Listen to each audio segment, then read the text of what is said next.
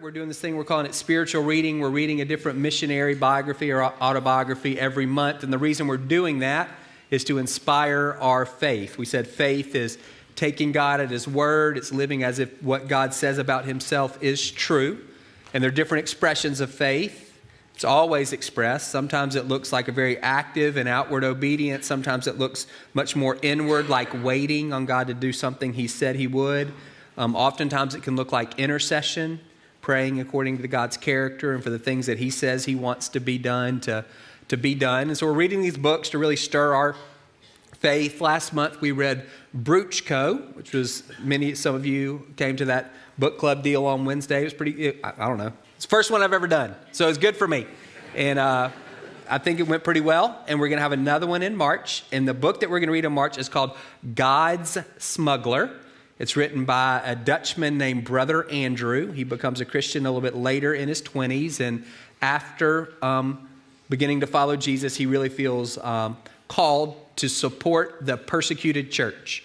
And at that point, if you remember your history, there's an Iron Curtain. They're communist countries, and you can't really get into most of them. And so what he begins to do is smuggle Bible, hence the name, smuggle Bibles behind the Iron Curtain to underground churches. And so it's set kind of in the 50s, a little bit in the 60s.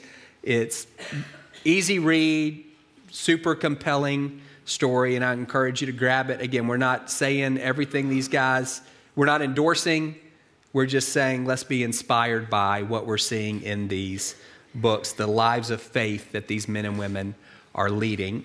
One of the things, again, one of the expressions of faith is intercession. And so maybe something that we could do to help tie into that. Brother Andrew worked primarily in Europe. We have long-term ministry partners in Europe. And so this month we would say, pray for those guys. Obviously, situation on the ground is different than it was in the 50s, but we do want to see God working in these different countries and places. There's some QR codes behind me that'll take you to some prayer points, and there's some prayer points there for our long-term ministry partners. So these are all people who consider StoneBridge a primary spiritual home for them. And you can pray. Brother Andrew formed an organization. It's called Open Doors that still works with the persecuted church. The face of the persecuted church looks very different in 2026 than it did in 1956, but there's still it's about 400 million Christians who live in places where they're going to be persecuted because of their faith.